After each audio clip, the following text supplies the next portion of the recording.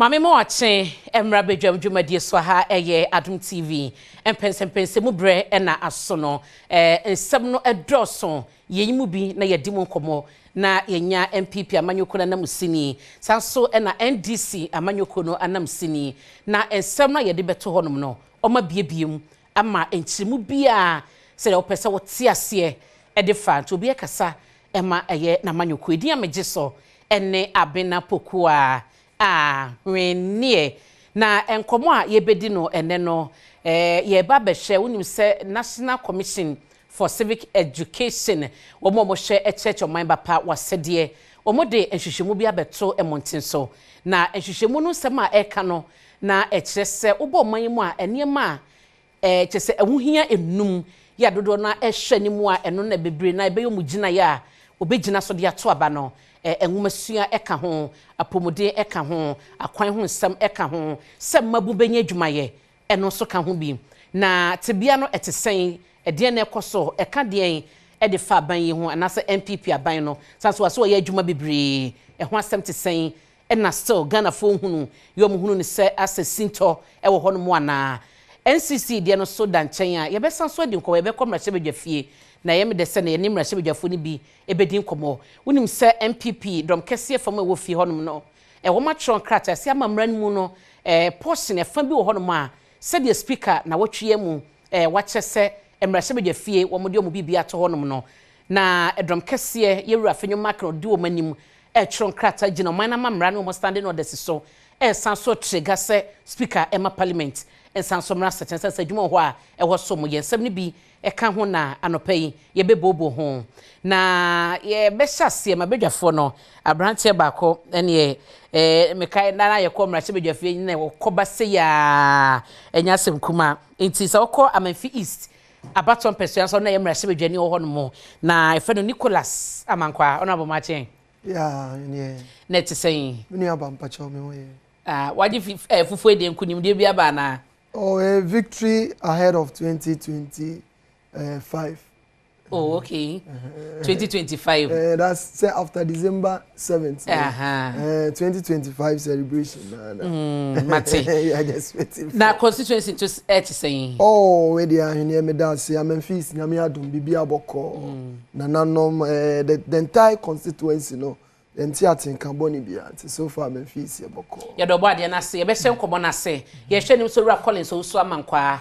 Mansiam not kan emra se bedwani ono wo hono mo obeba beka Nicholas ho na yede nkomo no ato aso na yen hyase emfirimu a wo fie emra se bedwafie na no benada ensema speaker de tuja na sese asem nyina badwuma wo fie hono mo de se ye kasa de na je se mo wa homegi mu anesa dom kese no trigger na mamefa wenso nka wo se dom kuma no sauda emra se bedwani ura Nelson da Fiama kponso se wo mo kokot na anamu a edrom kese ni peso mutu no omusi kwan mami misa trigger no ase the 8th parliament we no and trigger si we ka ho ase wait me successful na je se mu komoni mu anisa saying when any calendar was na me chi ahwefo ne atifo titru ne me constituents. That's the good people of our Amanfi East me party paying for at the constituency level headed by Chairman Nana Kufia Tochi. The regional level, that's Western region, headed by Nana Tuku. Now national, Miami Papa Yere Sedun Ketia. And His Excellency John Dramani Mahama, President in waiting, and the leadership of Parliament, Michelle Bibi Adope. I only share this Parliament. It's a unique Parliament.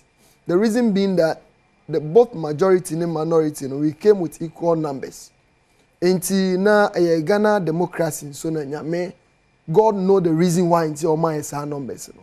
You had already say under Nana Addo Dankwa Akufo-Addo regime say ka yenya 137 as NDC members of parliament. Kame no ka say ebi anka Ghana kra no man mortgage di ama ekrobi. Enti whatever is happening in the country no see the ebe ya enye ntokwa enye we die but it's a way of deepening our democracy. Because if it had not been this number nke normal ACC see the oka ye trigger ye call for a further and better particulars further explanation from a Supreme Court no nke mba so God has a reason tia eba but ni nyina mu no because say asidan koma NDC amayokuo and the entire leadership.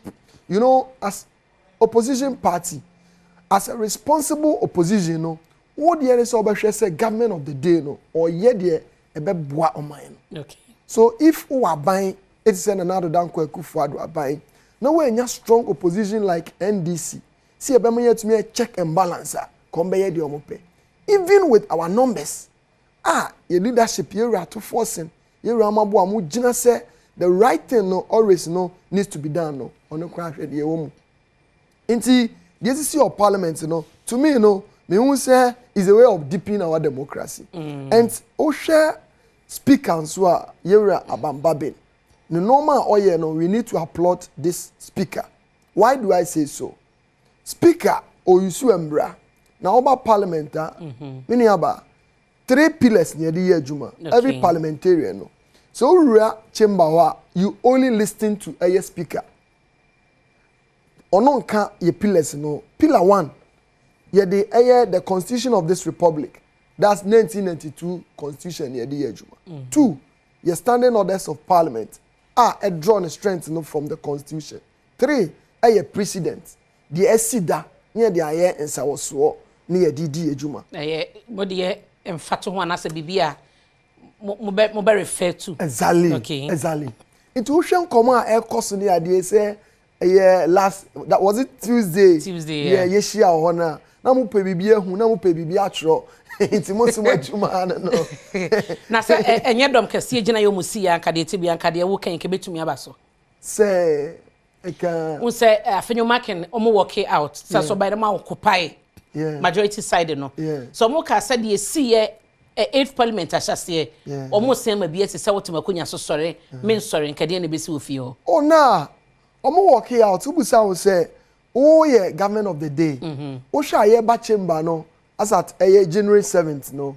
Na obi anim do ye majority do ye minority. You get it. Now you're elected speaker. Okay. So that situation is far different from the Abbey. When you die in Abba, speaker, he has the right to make a ruling or statement on the floor. Okay. In a way, in a leader, you have every right also to go to court to seek redress. In a wako. So Oba Baka, you don't come back to fight. Onim you're a Fenya Markin, my able leader. Don't say he misled the court.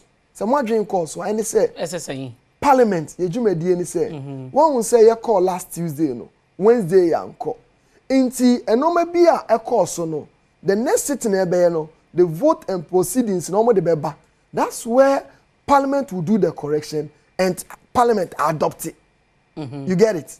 Inti ebra ye call last week, that was Thursday no. When Speaker made that pronouncement say nipa 4 way, 1 from our side and 3 from the other side no.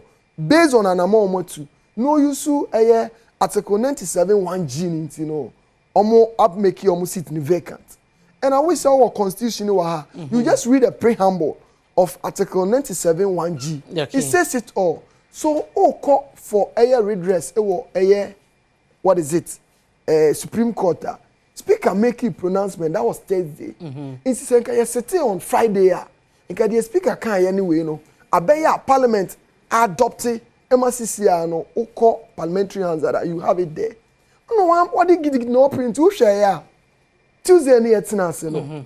Oh say omode vote and proceeding by near correction no. That's where parliament adopted what went on previously that was last Thursday. Nti say mo adopt ya na fidi abaye adwuma nkasa. Exactly. Nti say nya adwuma da na mokɔte na dom kase fa. Oh so nya adwuma na mbo. So uko school. Na onim say ya makwan. Na ya bobo results no. Na onim say ufi class 1 there the next promotion in class 2. You already know say class 2 ni it's more by unhwe teacher obaba foforo unhwe madam obeche wade wo de any so call classroom by class 2 school there na wo de ye mfaton say school there ye wi a ye hunu say wo da ha wo da ba de pe de entimu a wo de mai ne de na wo se mo san kwotena se ye na no benada no na mo gitum ansa na ruling bi na statement bi speaker e de ba ye no aye adwuma oh speaker aye the speaker aye we ni dada but parliament the enye we are there just for the correction for the next way. No more adopt it.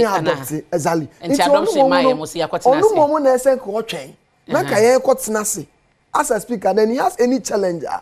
Say ya anya sa ni move na so a enka ono kontu ana mo so obekọ o ti ase nti ko twema yes am move no koya naka on air but ni nyina amfanto nchen no wo ye government of the day as a majority leader when our government business you have executive powers you are mandated to protect the citizen. It's the more reason why you taxes we don't give the taxes to President Mahama.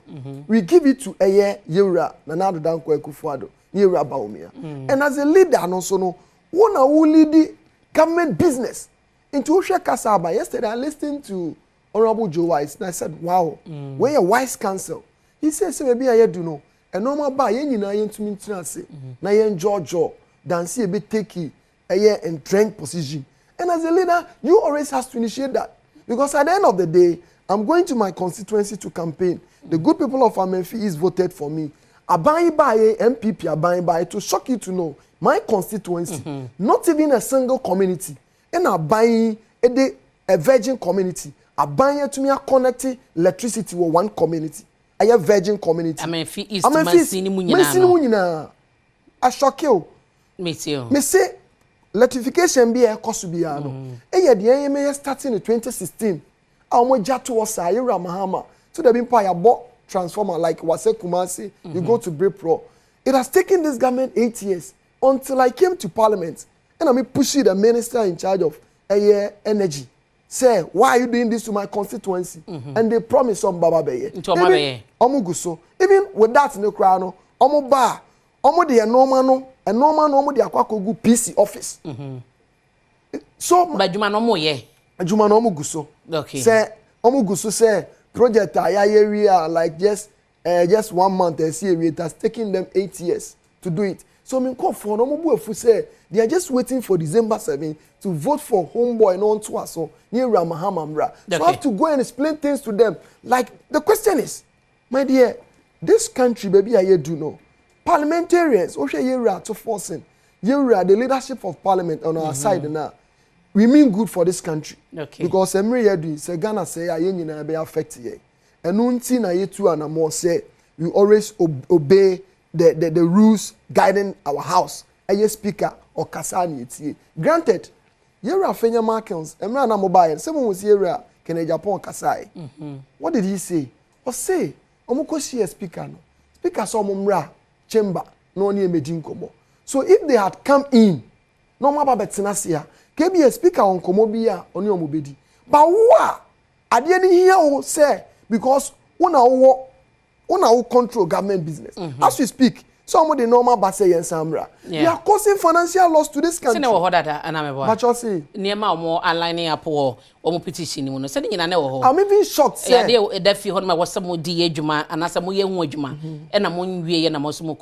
they knew this. They knew this. It's here then no man chain, no man my ending come. Speaker crack at them say, Mumra ni ending come. On am still more working out because of the seats. Because of the seats. Oh, some bar. Say CCR and NDC members of parliament. You a Janisen fan, yeah, twasso.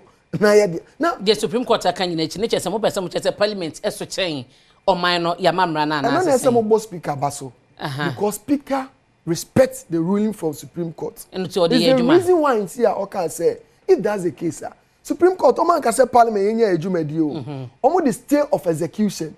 Which means say ruling next speaker amano. Yamano no munya kwa no munya des en church. Ye Rafenya Markins. The odia benimu. So if it is still until no nature say ruling no. And say take effect and say ye adwuma. Na so man tenase. So mo tenase there. If no mo tenase, and the speaker ankasa say because of the orders from a Supreme Court no monko back to mo monko tena mo minority side no. Na the other group them bra. Because they were not there, it's no person speaker no one kasa. Supreme Court account, when you say speaker make answer na yejuma. Or they be say speaker, parliament na eba na ebedi nkomo. And someone say, a speaker could have made that statement or no. And I'm also no, okay, you call it parliament yaba.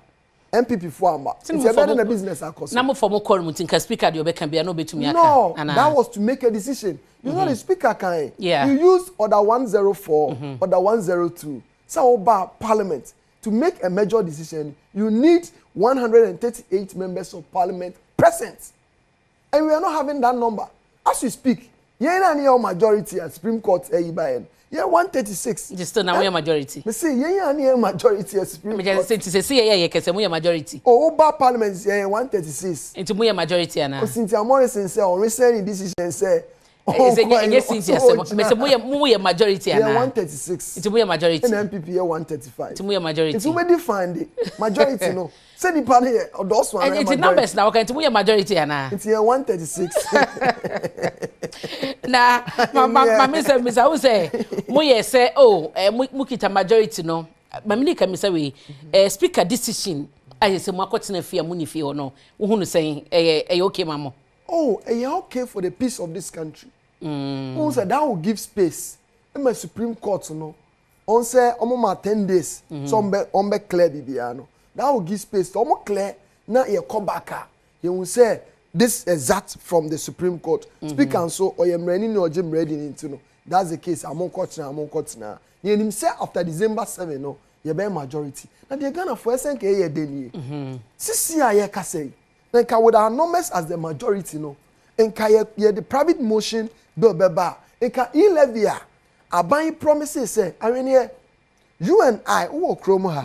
Abra aban person introduce e-levy. We fought against it.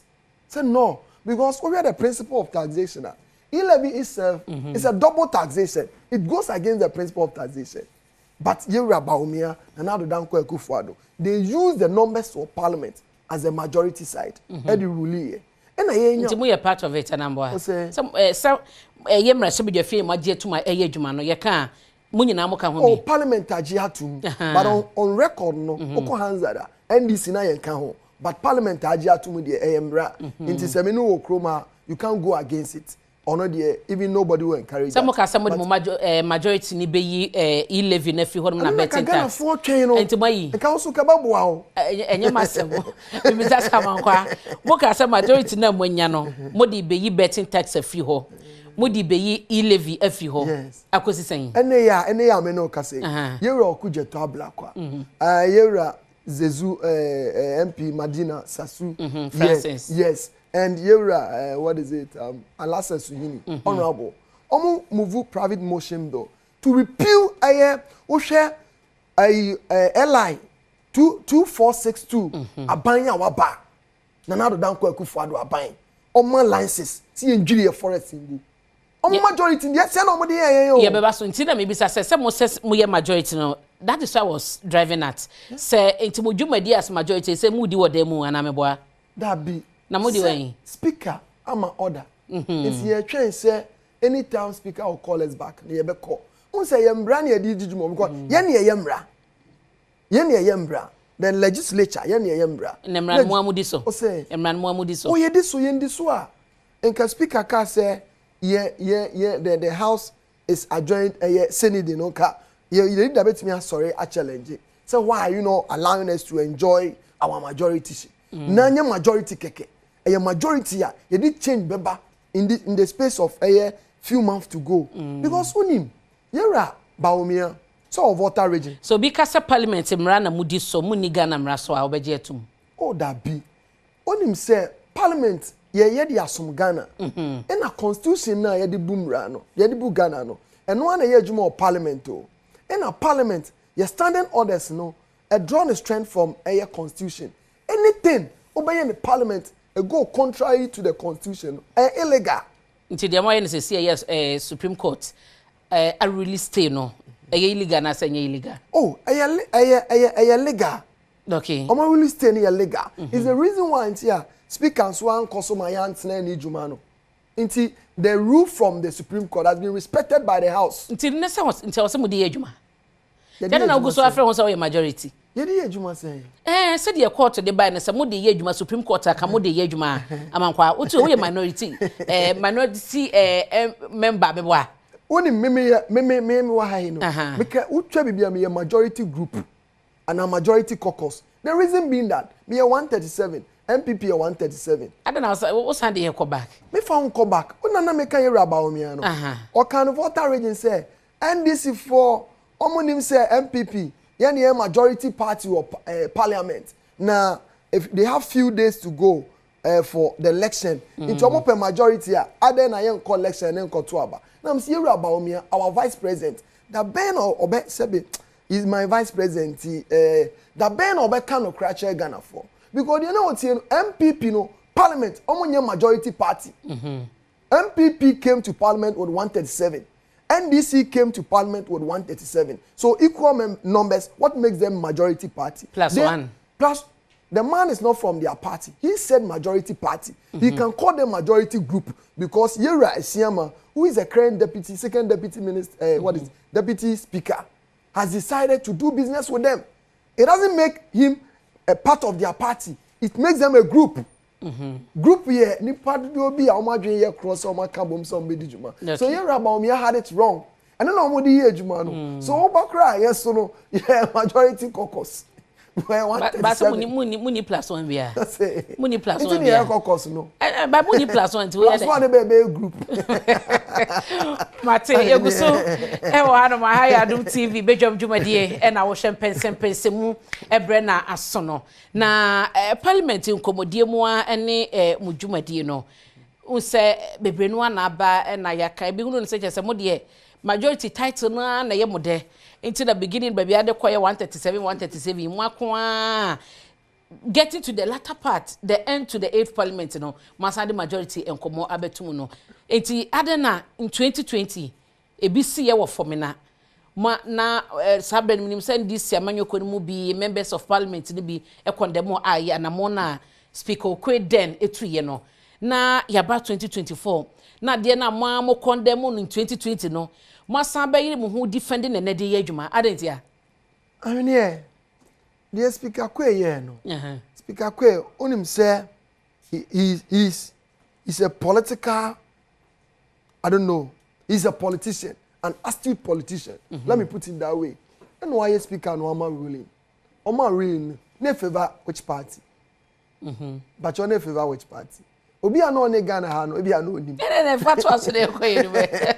Na favor NDC MPP amayuku. And satem no assembly no mo kan.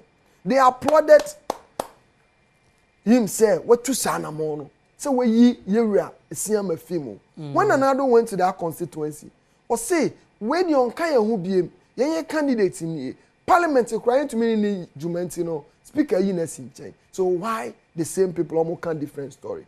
When you come to my constituent, that's Amenfi East. But we say can different story anyway. O say that be omo de na di omo no omo bo omo nsem. Nti ko omo ka say ye introduce here. That's why I said ye use precedent.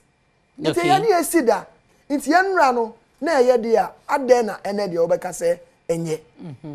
Necessarily that the conversation is here. Since na me bisa at the time no mo condemn one am na speaker okwe 2 year no. Oh me dey so obi condemn anti. Eh haya na we did several interviews enkomodie ni nyina na mo hu sisa na mo ntu no enya na mo wante. Minim say na me say ba parliament ya married. And they what in parliamentarian. But me be parliamentarian and married. Say constitution article 97 1G. Oko H na eka. Awa you know this is precedent so so speaker has done nothing wrong. And you know when him say they had wanted to be smart. Say Kenya sa na omo case dia. Aden na commune ye maami Cynthia Morrison. And the MP for Suhum. Omo ko twa picture about what say. Yes, ko twa picture so omo resend omo decision. Omo say omo call independent. Omo jai kra. They are coming to join us. So why that gimmicks? You ask yourself. Genuinely. As at now, you who so officially party leadership na wo fi honom no. And I say MPP leadership no. Obia make ye social media de nkrofo keka. So what is anamwa? One will say leadership we offer afenyo king leader na another premier mom keka. One will say omubia posti and na just say nkrofo na afa picture no mo read meanings and anope ya make us say e we to force na kasa. Say me na make us. And you we to force. It's not my leader sitting before you. But I'm representing my party. But say me to was here but bibi say no official communication. You say oh ora and I say leadership we fi ho no. And the buy it no ka so musa so mesi say na baby I didn't know your line of way but say Ghana politics. Picture ni okotwa no we fa. So must lead the office. Now you and I see the area about me can where we there. The photographer on the wine. Oh. Yeti my brand say Chris watch your picture. It's watch your picture na Chris watch your picture na picture na social media na don't know say. It's na make us here. Oko leaders officer, ordinary person to me ko. Party full soldier ko. MPs in a leader crowd who twa picture. Na ye we ya they can ask you say picture where they mean twa. To her. It's wow sha. Nicholas. But almost it was one of the strategies. But in Kofona omoye members of parliament. Say no. Democracy akojiska. It was one of those strategies. The baby ye do no Ghana for. Yes when say ye mompaye ema eye Ghana nyina. Na ye nso members of parliament no. Ye ntu anamo bia America kra na nado. Na mo kra mo pri anwene look at bill your mama mo kan wansem. Omo twen say we are going to approve $850 million. 250 million, 250 million, 350 million. No koye ni adwuma. Ask yourself. Now, we say loan be na be kroma mpa ho adwuma e. Because as we speak, Ghana's total debt aye omo beto 120 billion. Almost they were going to move this country from taxation to production. They now Ghana beyond aid. Kasa, as we speak, from 120 billion Ghana cedis, from Kwame Nkrumah Bresu Yera John Dramani Mahama, they've moved us to 746 billion. You ask yourself, come to my constituency, I'm a fees, get fund schools and IAC, it will take one tram, you do Lenton, Akaho, electrification project, as I mentioned earlier. Our roads, come and see at the Sioux Stretch to Francia Jokwa Road. Come and see Adanse Aswedi Road. Come and see Upon Valley Stretch. Come and see the Rampon Stretch. Come to Wasekropon, the municipal capital. Our township from Anraga Stretch. Abraham this way Ramahama was. I was this year 2016. Okay. Within the space of 6 months, come to Akropon. Where baby are not quite no. You the quite to all. You introduce fire service unit. You quite go so hard na say. But you standard. Say this year their quality. Omo buy na say come beto aso. Omo buy nothing. Within Akropon Township when I was DC in the space of 6 months, it will shock you to know. Just electrification expansion, we injected 12 brand new transformers. Ask yourself, come to my constituency. You bet me now when you crew in come and fees in Koto. Same people by yesterday I posed a question to one of a journalist say, when you come to my constituency, I'm from Amenfi East. My paramount chief is Tetreto Kwamwasechi, the second. Into our paramount chief, Amenfi East, Amenfi West, Amenfi Central. Okay. Over 3 constituencies now, MPP, they should mention a single monumental project. But when you compare MPP office now, Messino was a crop one. But on common means what must say? Single monumental projects. But when you compare MPP office or Messino was a crop one. The answer is no. Oba and Bibiancoso. And Omo parliamentary candidate, Omo Compram, he said it. Or then support table so pam. Yeah, if you me and some people buy fees, then it would take me to do the magic. No only the magic the magic or the winning MC, no, see the magic they say G part, you know, I've been a DC. Omo assessment. So when you qualify, the government gives you money. Into MC no also you know Kotun so community friendly soon. That was 2022. And then last 3 days they were there to commission. This is commission. So when he pulls the picture, now Adom say this guy is working on. But what is with you? my guys they put it so sorry. And they were there to come in and say, but you said the MC has not done anything. And this project was started in 2022. So what has been your input? So in a nutshell, what I'm trying to say is, maybe Ghana as a country, you and I know. Me Banamo sister station. Oti FDN also say it's a TV station. Oti FDN also say last month to your light bill, water bill of 180 Ghana cedis. And this month that was last 2 months. So last 2 months. So last month Otuya 700 cedis. You know Mokas already on phone corner checking say error and I say no any error. Under Nanado's government administration. Look at the price of fuel now. Look at show the first GM1. Mate Nicholas. Okoye so I say na me yenkoye hairstyle. Now ko salon na say. And then you say. Na yes NCC the report about NCC report no say omo akọ Ghana fana ne omafobia kodi ko say survey e no maye de ho ama ne boaba enema enuma omafo ani ekuhu pa eye se emabu benya adwumaye employment eno achi so no apomudin ho nsem na ehomasua ho nsem akwan ene biaye se ya baabi obi di ne tibeto ne ho nsem nyina no ekeka bom na mebisa yegusu hwanim so Ura Collins so amankwa kane manhia north emra se bedwani obeba beka ho Nicholas amankwa ukwa Memphis East Badwam Mpensenpensenmu ye NDC member of parliament ewo ho na yenhwe NCC report no mejidi so wakenkan bia amankwa ti nyomo mabobo so no yenfa no education yenfa no health employment NDC track record eye den a wo se convince obi say mo betumi amasa enyomo ehia wo mu no omonya results. It's unbeatable. NDC's record is unbeatable, and NCC you better almost say this is the angle we should go, so that they are like more their job is to educate and to inform the people. To be able to inform the people, we need independent body like the NCC to do such a job. And let's take it one by one. We share unemployment rate. We share yenuanu mo ni adwuma ye Ghana ha.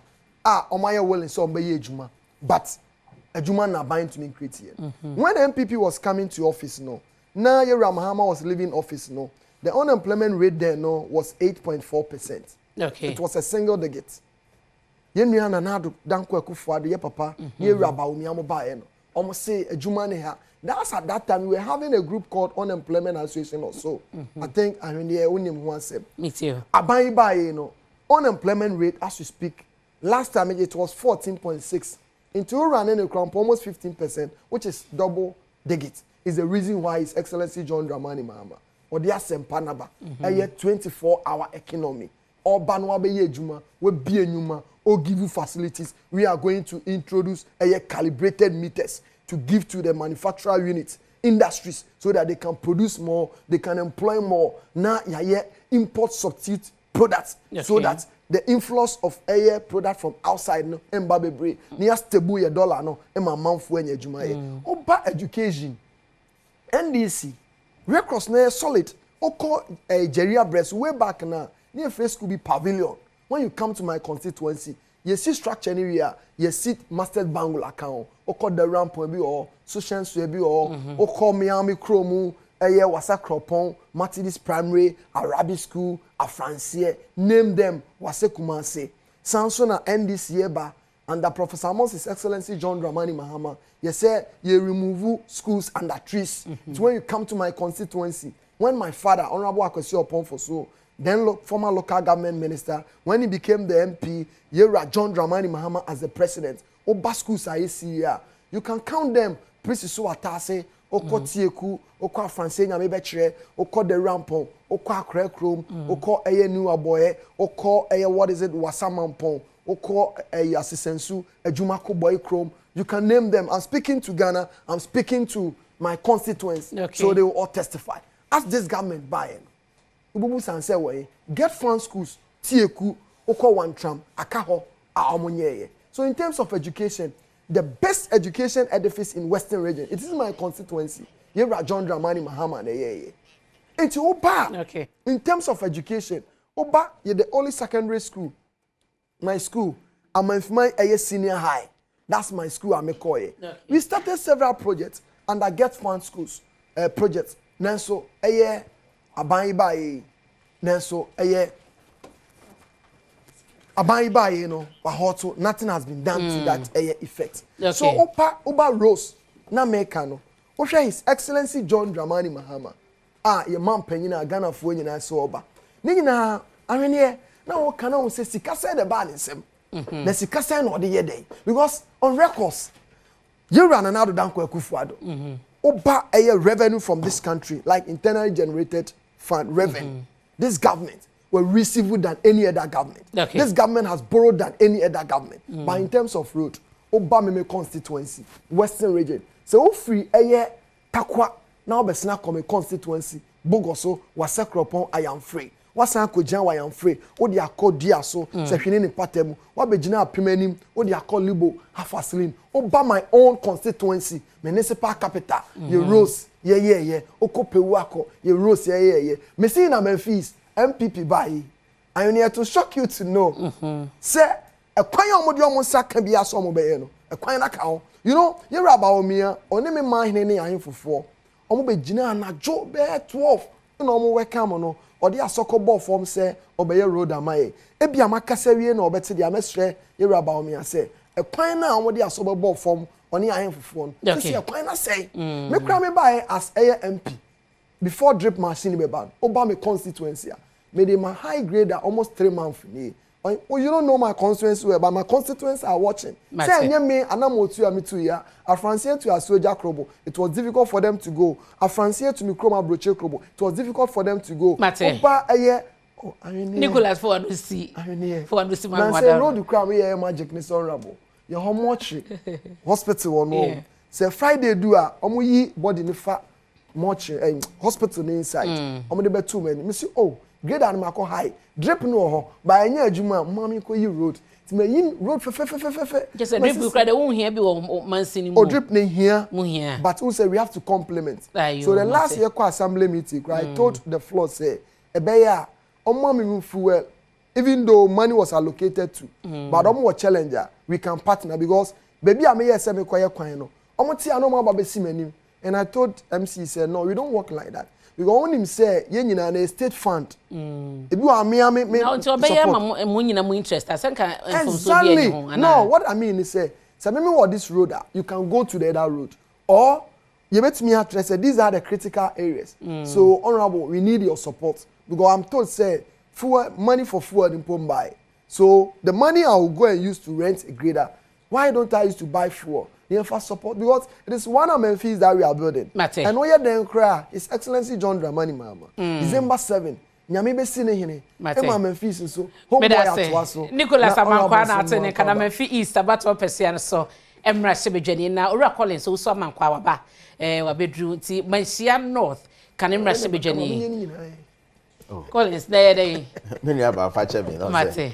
Me hono okemwa say is legon no problem. Yes, traffic ni there. Honorable is Legon.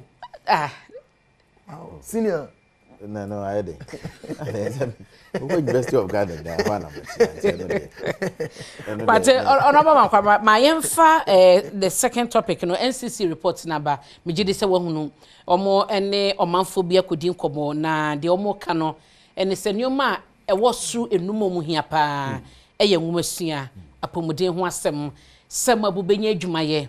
Infrastructure ni nyina keka ho bi na wo hwe wankasa waban the past 7.5 years amoko 8 years mo track record ene de omafo yekan mo meeti omo expectation na ebe yo munyina so ato abama mo na oh very well me that's fache me na ahwefo so fache me that's it anya boapae me nua ba fefe nokre ni ensemo a eye NCC e dia to dwa no eye ade a yen New Patriotic Party eye ni so ade hunu na afeso so no ye bobre wa ban mu kire say ye ho odin e wo sa key sectors a omobobo ye employment of course employment trading economies be catch say averagely since 1991 to 2024 averagely eye 5.6% employment averagely okay ya ba ya etima ye adwuma atiso below 4%. It tells you say enye kra no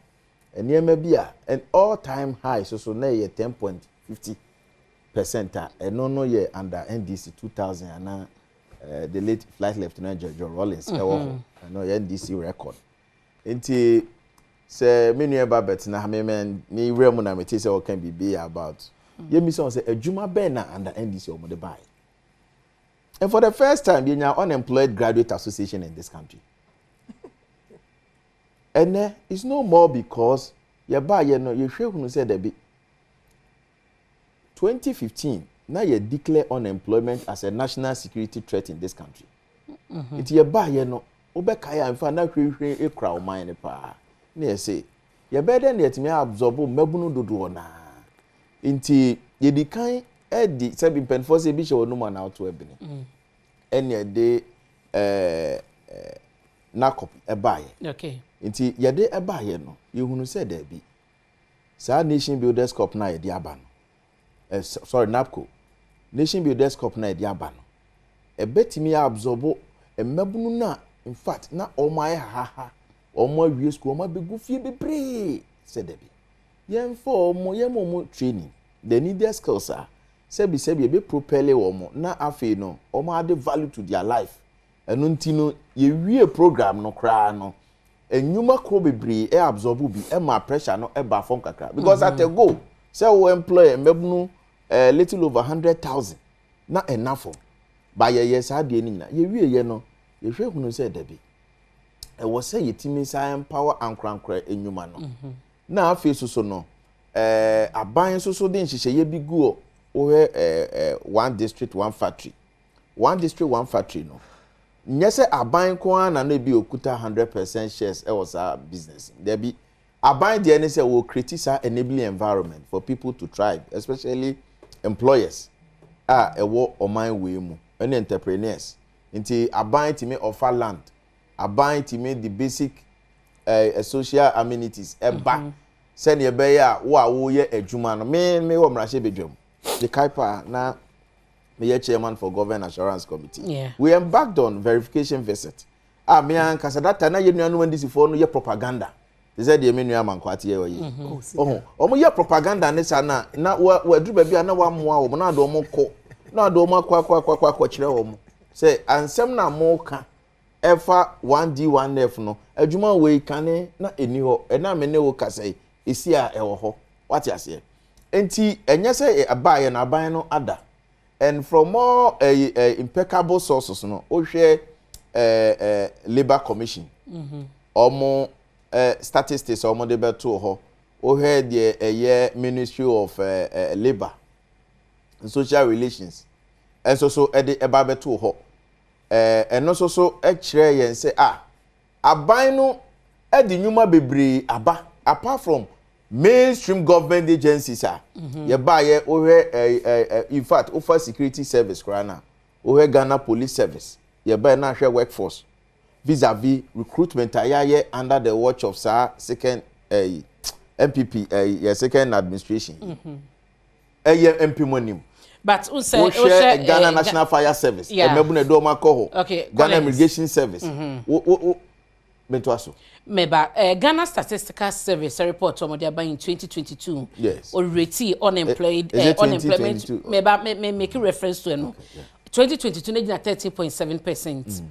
So what the bar ebedru 2023 last year started this year the nyamaye ejina 14.7% no ye unemployment rate ye wo maimu it reach say from 2022 ye ejina 13 no ebedru last year if you course so it says say nyuma we abobo so nyina wo ho no my ban say unemployed rate no say NCC they report about what is them change and the survey but we are working areas bia wo betimi di ahwe they say bia we trading economies clearly Obama statistics no omo no from onset na adwuma omo master omo ye den omo ye and sometimes say adwuma could be commissions as survey na depends on questionnaire and respondents what pastor what them change na me a student of research class so when it comes to survey no bia no first of all me share say ukobi say bisa nsem no and nkrofo kan ye anya bia Ghana for over 33 million no do do say na ultimate sample or views what na I just look at your methodology but me go wadwuma wakoye ne ehu fia na say nimu ase name to the best of my knowledge me hwe say ye wadwuma ko a omo de over the years me resantini omo de ne say omo hwe say aban obi enwuma no koso eno na ye hemfo yes pacho say trading economists so the mention intino say aban baba be ka kire o say wabie sa adwuma we a verifiable omie ya omie what you say they say bia mrahye bedwam ya recall because ye won crofo a companies under 1D1F ye mo tax waivers was aban aye say yetimi mo ho ye din say be o mo betimi employ mabunu ne dodo na eno kra kan obi nti na parliament ya frɛ wo what the lecture ora man kwa mesamba won chambi mebra so yenko game pa games wono na yenyimula enkrato dubawa ene fact check bibi wo hono ma ye ba be hwede na wiem ya tese ekoso eye no kre anase enye no kre ye je emulawi a ye beba hono mo so edin amegye so ene abena poku a wenne me basisia Badwam dwumadie na aguso a wo hye no Adom TV so enie na yeguso mpensenpensenmu bre na yedru na yede ema no na se de ye no ebribia no ne no dubawa omo ebe fact checking nioma bi ni nsembia enam wiemu usaye abato afe ne frankatufo amanyofo ni bi nam abomo ekekansem no kra kakra ase de ne no kra no so ebo abra no so no kakra enti nat be kwen dubawa wa ye kra do ode be kwen na wose ne nsem ne ye miensan he nefa nat machien Badwam Ejoso, Ejoso ibi aboko. Aboko pa. Na kwa di biba na de na ade aba. Ye guguso. The Adom brands any dubawa ye kan say abatwa ye be comedy. Ye mfa misinformation and disinformation enko. It is say we obi abenya akonya bi asa obekasa o radio so obekasa o TV so na say we post bi on social media no. Make sure say the o post bi na ye no kran sana. Obe post na say obesha na say obeka waka. Enya sa Adom brands ni dubawa ye hwem. Enem say mu no. Claim 1 mampenye abedi che Dr. Baumia okojina simpies ko kasa wo Bono East 15th October okasa na no se o ye de enhyehyeye gu akwan mu ye ba ye one teacher one laptop ye say ye one student one tablet na ye wi na say ye Ghana is the only African country ye bibisa ye tie na say nya kakra me enhyehyem ye hwehwem no na o de ma ahwefo anhwe de Dr. Baumia kan Bono East Kayetie omampenyi dada opesa osamba biuma anka yetie na asema anka ene Ghana ye ni free senior high school education wa Ghana 2016 omampenyi dada mreso na chalk ye problem e was senior high school ene ye to computer tablet ye bechiche ama every single senior high school student in Ghana obia benya computer tablet na ni textbooks nyina eshim enye students nkwana ya yesa ema teachers nso from kindergarten teacher to senior high school teacher, yema every teacher one laptop, one teacher one laptop. Ghana, any the only country in the whole of Africa, yes, idea. Ti omampani abedi challenge Dr. Mahmoud Bam yo no an to Frankama MPP Nat yetie. Enti dubawa ye hwehwemu no. Ghana nkwa. Ghana is not the only African country ayema teachers laptop any students tablet. Monoko Kenya omo digital literacy program our teachers from basic level laptops. Oko Rwanda from 2016 omo smart classroom project our teachers laptops. Oko Botswana from 2019 omo Ministry of Education and Skills Development omo announce so our teachers and students laptops and tablets. Over South Africa, President Cyril Ramaphosa announced on the State of the Nation address 2019 said also implement initiative your teachers and students. Okay. Digitalize your education system. Intino, say implement this program, but Ghana is not the only African country. Okay. Yeah.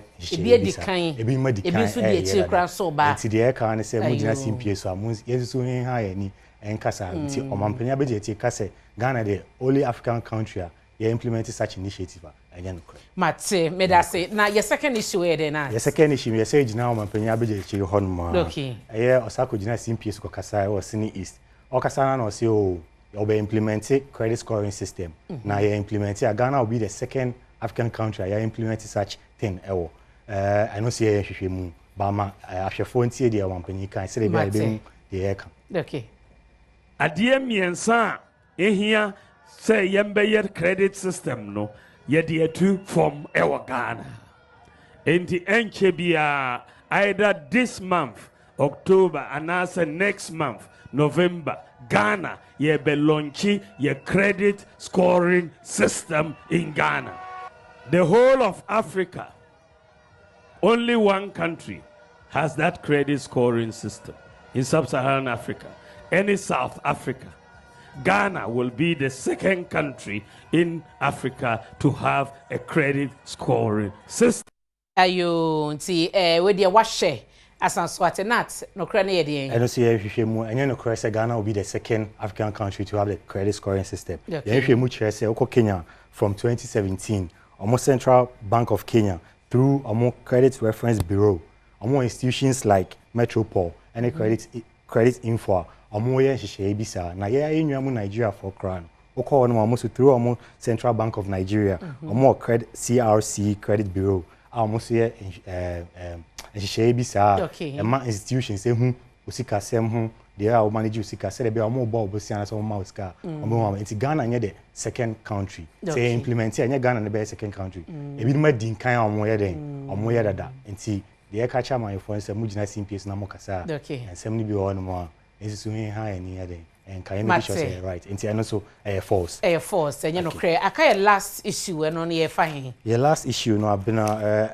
ye hu say fat card bi and I'm from him gaining traction viral na fat card ne claim say first of all emanity from TV3 claim say 8.4 Ghanaians or 24.5% of the population 8.4 million Ghanaians or 24.5% of the population went a day without food. You need TV3 for a din kita home because some logos never fat card. You be say oh well fat card ne efri honum but source and attributed to Honorable Atu Forcing. Okay. And see hwehwemu say well Honorable Atu Forcing on 11th March or making such a statement or Parliament are also attributing to Food Insecurity Report 2023 by Ghana Statistical Service. No source. No source. Okay. And see, I just say any Ghana Statistical Service about it. Everything kita honye bi so almost say so ampa more reports via my friend Food Insecurity Report. I'm releasing in 2023. Yani Ora Peter Senaza, our public relations officer of Ghana Statistical Service edin komo. And I say oni e ka say Ghana Statistical Service any reports be a titled Food Insecurity Report 2023. Okay. And ti be a mu quote a source no kwa reports bi sa anya den. Eni hono. Just said na mu wie mu no enye no reports bi ani figures bi a say Ghana Statistical Service and for figures bi a say enya den and tudwa. But yes I further nhwehwemu. Ye nhwehwemu no che say Institute of Statistical, Social and Economic Research is a University of Ghana. Your reports be in 2017. Okay. So report na part of the report Omukoti said 8.4 million Ghanaians as at that time were unable to afford 3 cedis a day. 3 cedis. 3 cedis a day. Related. First of all, and I say first of all, Ghana Statistical Service any report via a friend of Food Insecurity Report 2023. Okay. And figures no so from a report be and 2017. It's just Honorable Atu Forcing Okoti wrongly or Parliament. Yeah, right. You need source, you need document be able to source say Ghana Food Insecurity Report 2023 from Ghana Statistical Service. Okay. But for whom BBC among them so no careful. The Adom brands any Dubai can say about to me. They were to radio so they were show TV so they were on social media. Shemo ansa na obeje dia wide. Me da say nat be kwen dubawa e na wote wo share no to we de nye kasa tentibia ni nyina so we de mo ho bi Collins kakra me kan say message say nat mo adwuma no mo ye no e yes o mo nyina bo ama ye democracy na akoso na mo no spotlight no nipa ba ko mo fa bi nso nkoto no so eye o mampanyin dada John Dramani Mahama because and some work canon platform ne so no say almost your fact check me ba cho minim say we first we are washeni a wa ye abobo de de no de work canon say mo anso ni mu anyina wa hwe in fact ebe ha o man no say last week na say na ejo Mahama de na me che say de o man panyini abedi akire kan ye no enfum so onim enfum so ayi ni mo ni say o man panyini abedi akire all canon o say Africa what did they me che no and me from where I sit within the sub-region here West Africa. Obia ni wa sa laptop ansem na work no omotimi ama won teachers be within the suburb Martin Echo was for many years. Apart from that no so it could be possible say he was referring to West Africa and Okoka Africa. And so into the work no, so what I'm saying so what I'm saying is almost say Edru baby in fact credibility is important. Very necessary when it comes to this game. Yeah. Enti se panyine no ka asem no a na wutie ni a enya boapaye asem na wo kan so no no krani. In fact a credit scoring card yasem kra ye ken. Kenya ye na momoko ye na omo fact check for no ka no. Enya fully implemented.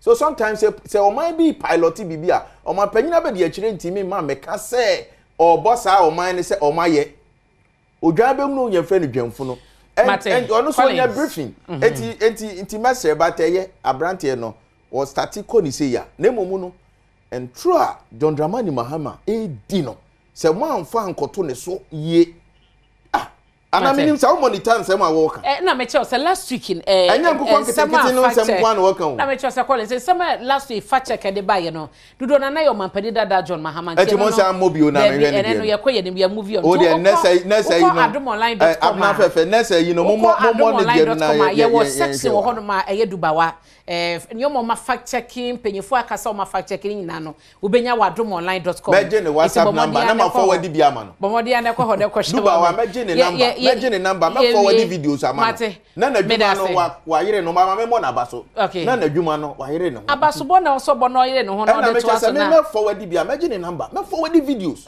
upon videos ye hia pa today propaganda omo eye ye beje na ye ho adwuma me da se ye bra son ti we no 2 minutes we ye kan ebo dubawa abaso na de senior beya na oye yi kwan na nka wa o hwe ye raba omi a eye se we no kono asori otu omuka na fact check ne baya dubawa de maye anka ye raba omi a can integrity nke no de edu se o gina twantro because as I speak no many teachers will have a platform so say teacher force ahin na wo Ghana ha abanjiji o musika say obeto laptops pa mo saka.